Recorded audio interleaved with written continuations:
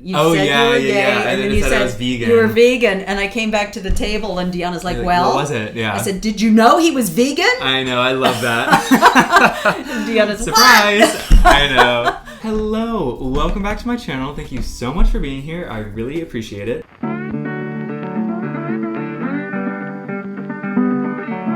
I am so excited to have my very own mother dearest here with me, speaking about all things parenthood, queerhood, personhood.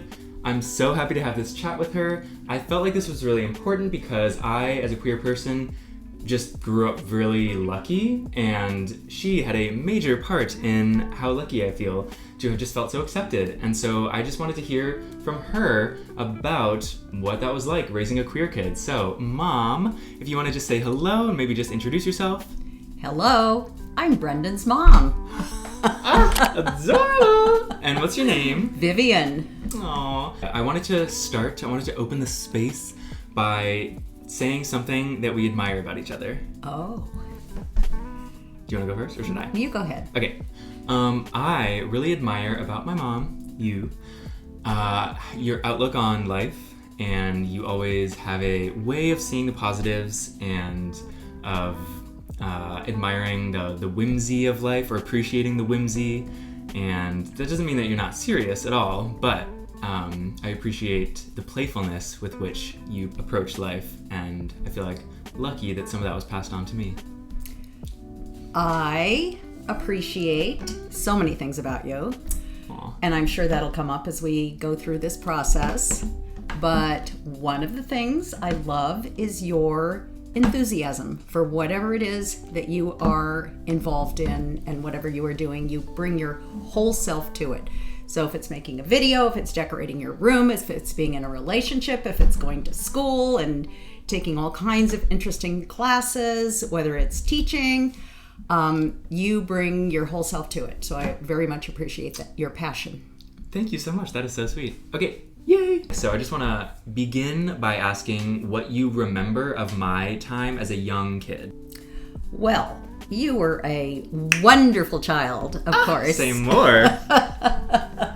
And you were a funny kid. Yeah. The thing that I've thought about since I read your questions was how you would, like, tie things up. Do you remember that? I do. You tied things up, you chained things together, you would knot things. We could walk into your room, and this is from a very young age. Yeah. Very young. I'd say you started tying things up when you were just able to walk. Yeah, honestly, I love you that. started wrapping things up and tying things together. But we could come into your room, and your dresser would be tied to your bed, and your bed would be tied to your some other piece of furniture, and your drawers would be all tied up.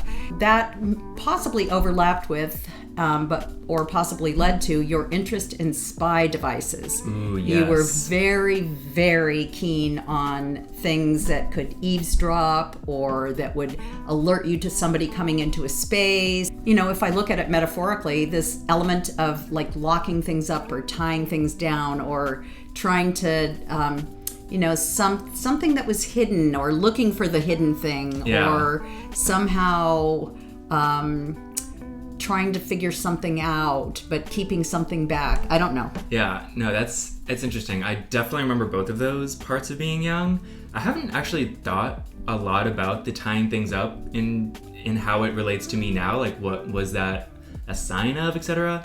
You'd think maybe I'd be really into like BDSM. I'm not. Like, I bet a lot of people watching that was like, oh my god, he's probably like so into tying people up. Not at all. How about in terms of like getting dressed up or Halloween or just that sort of mode of being as a kid? Well, the first time I remember you really, really getting dressed up was when your cousins and possibly your sister, I can't remember if she was in on that or not, dressing you up as a girl and putting makeup on you and the lips and the eyeshadow and the works. I hated it. I was so uncomfortable. You loved it. And then they made you sing Billy Boy, Billy Boy. Oh, of course. I had to perform in my look. When I think back to Halloween, and then when I'm thinking about like queer stuff in particular, I always think back to the ones that I wore as sort of an excuse to wear wigs and makeup. Like, being a punk rocker. Yeah. I think was in 3rd grade, and I could dye my hair pink, and I got fake jewelry that I definitely wore for like months after. Yeah. And then when I was Lucius Malfoy, the most random Harry Potter character, but he had a long blonde wig and was a boy, so it was like, you know, kind of like okay. Definitely, I think I used Halloween as a way to like find comfort with those interests without it feeling so exposing. Thank you, Halloween, and thank you for letting me dress up as however I wanted and letting me dye my hair pink for 3rd grade. That was so fun. Okay. Did you ever talk about, you know, how do we raise a kid who might be different than us in this way, or was that never a part of the way you parented? I honestly don't remember. I'm sure we had conversations about all of the kids and different things that the kids might be going through at a particular time, but I don't remember talking specifically about, oh, Brendan is gender nonconforming. How are we going to approach this? Yeah. I do remember having conversations with you and saying, we love you, we accept you, you can be whoever you are, that will not change how we feel about you. You definitely, there was a couple times I remember you like just sat down and were like, it's okay, whatever you are, whoever you are, that's fine. And I think at the times that you had said that, I wasn't like ready to, you know, be like, oh yeah, I am gay, even though you'd made the space really safe. But I do think that definitely had an impact in like just confirming what I already knew, which was that like obviously you and Dad and everyone in my family would be wonderful when I came out. It was never like a fear as much as it was just like not being ready. So yeah, but did you just wonder like, oh, could he be gay, or did that not? Yeah, that's why I would say those things like, you know, it's fine, whoever you are. So sure. Yeah. I certainly had some idea that you might be, and wanted it to be okay for you to express yourself if you wanted to. But I also was open to like, oh, you know, there's a wide range of experiences, and who knows what he might be or where he is. Yeah. So if you told me you weren't, I was gonna be okay with that. I appreciate that. I think that's very progressive, like even more so than being okay with me being gay or like pigeonholing me into that if you feel like you picked up on like signs. I love that you were open to the idea of like, I just don't know until he tells me, but just making the space for me to be whatever I was. So thumbs up, thanks for that. You're welcome. So what do you remember about when I came out to you? Well, when you came out to me, it was over the phone. Ring, ring. Ring, ring. And it was Deanna, of course, your sister, Classic. Who made it happen because you had come out to her. And she was like, you got to tell mom. And you had already come out to Dad. Yeah. Which that was the part that was like most annoying. Like, what? You came out to your father first? I know, that is surprising. Oh my gosh. I know. Totally surprising. It was just a perfect coming out time because I am not a believer in like coming out needs to be this like beautiful, grand experience where it's like heartfelt and you're like sunset and you're like, I have something to tell you. But I had that opportunity when it was with Dad because we were outside on the porch smoking a joint together, looking at the stars, and then it just like happened in the conversation, and I'd already come out to some friends, you know. So in the moment, I was just like, oh my god, this is my like coming of age movie moment where it's like, wow, I kind of have to, like I'm literally required to right now. But I was also ready. Like, did you want more of that movie moment of like a beautiful connection, and we're like, you know, doing something? No, not in really. Person or... No, it just felt like, I mean, in a way it's earth-shattering to you to say this to me, but it wasn't earth-shattering in terms of our relationship, in terms of making any difference in how I felt about you. Yeah. So, no, it was fine. No. Huh. I mean, I remember it well. Yeah. I remember where I was. I was at Stanford in the faculty club, and Deanna's like, oh, Brendan has something to talk to you about. He's going to call you. Oh my God. Okay. Do you remember, what I did? You told me that you said you were gay, and then you said I was vegan. You were vegan, and I came back to the table, and Deanna's like, well, what was it? Yeah. I said, did you know he was vegan? I know. I love that. And Deanna's surprise. I know. The thing that did worry me was that you were in Walla Walla, Washington, which I did not think was a very safe place to be a young gay person. Or even an old gay person. It just seemed so out in the middle of nowhere, very rural, and not terribly progressive as far as I could tell, other than the university where you were. Yeah. Which I felt like you would be safe there, but it did make me worry. And then what do you remember about the second time I kind of came out to you at this very table? Well, you had to remind me of what that was, because it was also like, oh, okay. So you had worried about that. I know that you had been keeping something in because you had expressed a few times, like something about, well, I can't really talk about it. And so I knew there was something worrying you for a while. And when you finally said it, I kind of felt like, that's it? Really? To me, that was like, that more so than being gay was like earth shattering. That was a lot harder for sure to come out as. And just so people know what I'm talking about, it's when I told her about like my age orientation is kind of the term I've used to describe it, but just like being attracted generally to older people. And yeah, that was really hard to express. And then like when I did come out that second time, like what was that like for you? It was just, I don't know, it was like, it wasn't like the first time. For me, the first time was scarier because I was more worried. Yeah. The second time it wasn't something that was like, oh, this is a worry for me. That's so interesting, because I would have thought it's the exact opposite, because being gay, especially with both of our upbringings and just like the environments that we were in, that is like a pretty normal thing overall, you know? There's like a lot more exposure of that. But when it comes to like age gap or, you know, intergenerational relationships, definitely it leans more on the side of like taboo, and it's just not as familiar for people. I think people, myself included, have a harder time wrapping their minds around like what that means, and they get really tripped up in like the why of it and the like particularities. But it's interesting to hear you say that it was kind of the opposite, that to you didn't really have, you know, much of an emotional trigger. No, not much. Well, that's good to know. And then I just want to like put in there, because I think it's cute and hilarious, that right after that conversation you drove me to a date with my now boyfriend, one of my now boyfriends, Jeff. I feel like I'm not missed out on, but kind of like the growing up dating scene of like going to the mall with like a guy that I think was cute, etc. That was just like off limits for me. So I felt like that was such a sweet moment that after I had kind of come out to you about that you could like drive me over to my little date and like drop me off, and I'm just like, bye. You're like, say hello, and I was like, okay. So what has your experience of my journey with gender been like? Well, it's fun to see all your outfits. Although I often am like, oh my Lord.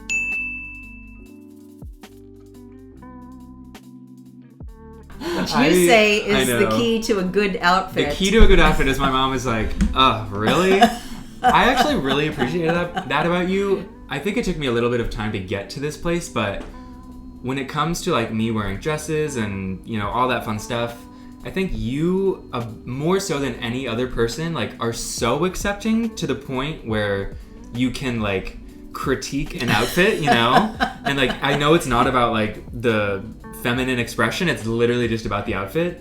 It's cool that you can be like, you can keep it so real with me that you're like, love that you're, you know, exploring, but like those shoes are ugly. I do not hesitate to tell you when the shoes are ugly. I know. But yeah, do you remember, like, I actually don't really remember when I first kind of started expressing that more so, like, around you? No, I don't either. I think it was just kind of gradual with, you know, your thrifting in particular. And bring something that was a little more feminine home. A shirt, probably, you started with. Yeah. I can't remember exactly. I don't either, which is kind of surprising because it, like, was a big deal at the time, for sure. And I remember a lot about my, like, benchmarks of gender expression. I don't remember about, like, first time I like wore a dress around you or anything like that, which I think is probably a good sign. Because for sure, like in the broader world and like in my relationship, that definitely was like a significant thing. Like first time I wore a dress out in public, and first time I wore a dress out in public with the boys. So yeah, it's kind of cool that that wasn't like a thing for you and I. Cool. I tried to get him to change the shirt. She did try and get me to change the shirt. I know. You know, it's still to this day we have differences in how we think about style. But I am wearing all her makeup. And so, how would you describe, like, what is your take on what my gender identity is? If somebody was gonna like ask you, like, oh, what is your child's gender identity? What would you say? I don't know. Oh my god, same. We're in agreement. Yeah, that's honestly such a fair answer. Ask him. Love and it'll that. probably depend on any given day. True that. Does it feel like, I mean, I obviously still use he, him pronouns, and I still like present masculinely a fair amount.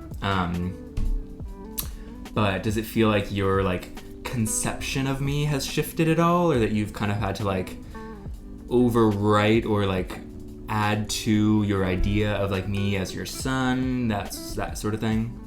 I don't know. I feel like all my kids and all of everybody, you know, keeps growing and changing, and I just try to allow people to be whoever they are. So I don't ever think I had a fixed idea of what any of the kids, you know, this is who you are, this is what you are, and it's going to stay there forever. So, you know, there's personality aspects that have stayed the same, and then there's some things that have shifted, ways of expression have shifted, but I think maybe heels were a little hard for me, seeing you in heels. Interesting. Only because, like, why would anybody wear heels if they don't have to wear heels? I love that it was like a practical concern. Yeah, that is a great question, because they are extremely uncomfortable. Right. But also just extremely powerful in the way that they can make you feel. Yeah. Do you have a favorite like feminine outfit of mine you can think of? Or like favorite piece of clothing, jewelry, heels, etc. that you can like? Well, I do like the kind of that slip dress that you wore for graduation. Oh yeah, the Miss Honey dress, the cheetah print one. Oh, is that Miss Honey dress? Yeah, okay. I love that's that a nice dress. one. That has a special place in my heart. Yeah. If you are talking to parents out there who might have queer kids that they know of, or just kids in general who might be queer, we don't always know. What would your advice be to parents out there who might be worried about how to approach raising a queer kid, or might feel like they don't know what to do to support a queer kid? I would just say that allowing each of your children to be their authentic selves, whatever that authentic self might be, whether it's gender or interests that they have, or just personality, really trying to provide them with the tools that they need. If you see something that seems to spark their interest, try to encourage that interest. If you see them, if I'd known you were wearing makeup, I would have bought you makeup. Yeah. So just to let your kids be who they are as much as you can. I mean, honestly, that's all I did. I wasn't saying, boy, I'm raising a queer kid, I have to do things a certain way. I really feel like I raised all of you similarly. So just to be your best self, whatever that self was. Thank you so much for sitting down and having this little chat with me. It was super cool. Do you have any closing thoughts or words that you want to say to anyone? Say to the people? Thank you. Thanks, everybody. If anybody out there has questions, respectful comments, etc., feel free to drop them down below. Say like, comment, and subscribe. What? Like, comment, and subscribe. What? Like, comment, and subscribe. You heard her? You listen to your mother. Listen to my mother. Okay, goodbye, everybody. We'll see you next video.